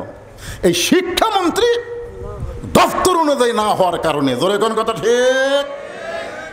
আইনমন্ত্রী নাম কি মনে নেই আপনাকে? আইনমন্ত্রীর নাম কি? হায় হায়, খালি আইন মতো মন্ত্রিত্ব না করার কারণে আল্লাহ কিভাবে ধরা খাওয়ালো দেখছেন? হায় হায়, মাঝির মতন লুঙ্গি পরে একটা শার্ট গাউত দিছে। যখন পুলিশ ধরলো, ওই তখন খালি চোখ মারতেছে। তখন পুলিশ কয়, আইনমন্ত্রী কি পাগলা হয়ে গেল নাকি? কাছে যায় বলে, স্যার চোখ মারেন কেন? বলে যায় ও দেখে, বুঝতেছেন না, ওরা সালমান এফ রহমান। হায় হায়, দাড়ি দাড়ি কেন আমার সঙ্গে মাঝি হসে? আইনমন্ত্রী ঠিক মতো আইন প্রয়োগ করেনি বলে আল্লাহ তাকে এমন তাচ্ছিল্য করলো। আল্লাহ বলেছেন, তুজিল্লু মান তাশা তুইজ্জু মান তাশা ওয়া তুজিল্লু মান তাশা বিয়াদিকাল খাইর ইন্নাকা আলা কুল্লি শাইইন কাদির। সম্মান দেওয়ার মালিককে, অপমান করার মালিককে, ভালো মন্দর মালিককে, সমস্ত ক্ষমতার মালিককে। একটু মনোযোগ দিয়ে শুনবেন। শিক্ষামন্ত্রী হযরত আলী উট বিক্রি করবার গেছে, চারিদিক থেকে খরিদ্দার এসে বলতে যে, হুজুর এই ব্যবসা আপনি কবে থেকে শুরু করলেন? সবাই যখন আলীকে এরকম প্রশ্ন করে, এমন সময় খরিদ্দার বলতেছে, আলী ভাই বাজার অত্যন্ত খারাপ জিনিস, এখানে ভালো মানুষ বেশিক্ষণ থাকা যাবে না, আপনি উটটার দাম কত নেবেন? আলী বলতেছে, একটা বলো। খরিদ্দার বলতেছে, একটা বললে হবে না, হিসাব করে বলতে হবে। উটটা যদি আপনি আমারে দেন, এর বিনিময়ে আপনাকে 160 দিরহাম দিয়া দিলাম। আলী 160 দিরহামে উটটা নিয়ে উটওয়ালার 100 দিরহাম পরিশোধ করে 60টা দিরহাম নিয়ে দোকানের মধ্যে গেলেন। দোকানদারকে বললেন, ভাই খবর কি?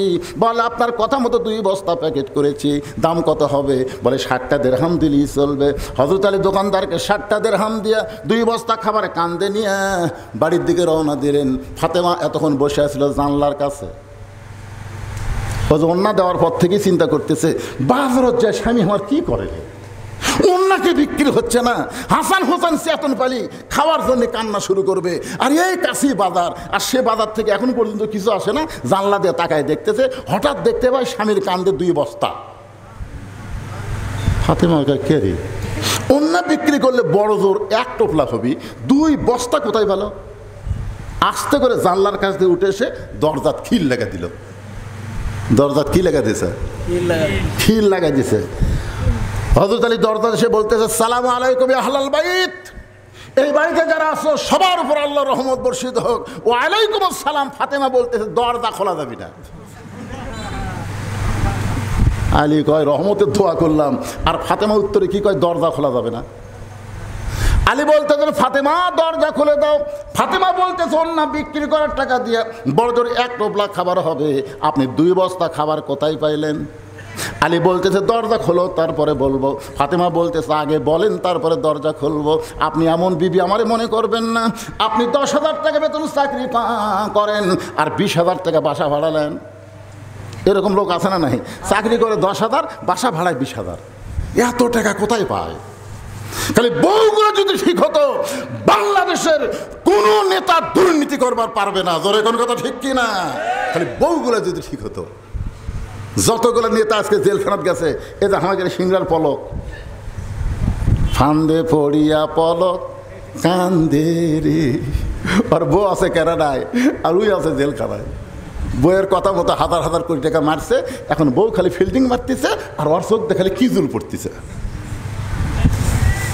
ফাতেমা বলতেছে আমার হাসান হোসেন দরকার হলে না খাইয়ে মরে যাবে, কিন্তু আমি দরজা খুলবো না যতক্ষণ পর্যন্ত না বলবেন 2 বস্তা কোথায় পাইলেন। আলী বলতেছেন ফাতেমা দরজা খোলো তারপরে বলবো। ফাতেমা বলতেছে আগে বলেন তারপরে দরজা খুলবো। কমপক্ষে 10 বার হয়ে গেছে। এমন সময় আল্লাহর কোরআন আলীর সামনে এসে বলতেছে আর রেজালু কাওয়ামুনা আলান নিসা, পুরুষেরা থাকবে নারীদের উপরে। ফাতেমা যতক্ষণ দরজা না খুলবে ততক্ষণ তুমি বলবা না, কারণ তুমি হলো পুরুষ, ফাতেমা হলো নারী। সোনালা বলেন না কেন? আল্লাহর কোরআন হয়তো আলীর পক্ষে কথা বলতেছে। ফাতেমা দরজা না খোলা পর্যন্ত তুমি বলবা না, কারণ ফাতেমা হলো নারী, তুমি হলো পুরুষ। তুমি থাকবে উপরে, ফাতেমা থাকবে নিচে। এরপর আলী বলতে ফাতেমা দরজা খোলো। ফাতেমা বলতেছে 2 বস্তা কোথায় পেলেন আগে বলেন। আলী 2 বস্তা কান্দে নিয়ে আল্লাহ নবীর দরবারে গেছে। নবী তখন আমার বসেছিলেন। আলীর কান্দে 2 বস্তা দেখে নবী এসে 2 বস্তা নিজের হাতে কাঁধ থেকে নেমে আলীর কপালে একটা চুমা দিলেন। জোরে কোন সুবহানাল্লাহ। আল্লাহ নবী আলীর মুখের দিকে তাকায় আছে, মুখের মধ্যে কোনো হাসি নেই। রাসূল বলে আলী তোমার কাঁধ থেকে 2 বস্তা নামাই নিলাম, তোমার কপালে চুমো দিলাম, এরপরেও তোমার মুখে হাসি নাই কেন? আলী বলছে যে হুজুর না হাসার পেছনে কারণ হলো আপনি ভালো কিন্তু আপনার মেয়ে। যেই বলছে আপনি ভালো কিন্তু আপনার মেয়ে, রাসূল বলে আলী জবানকে সংযত করো, হাফিজুল লিসান, জবান সংযত করো। আমার মেয়ে সম্পর্কে কি বলবার তাও? আলী বলছে হুজুর কিছু বলার আগে আপনি খেপে গেলেন।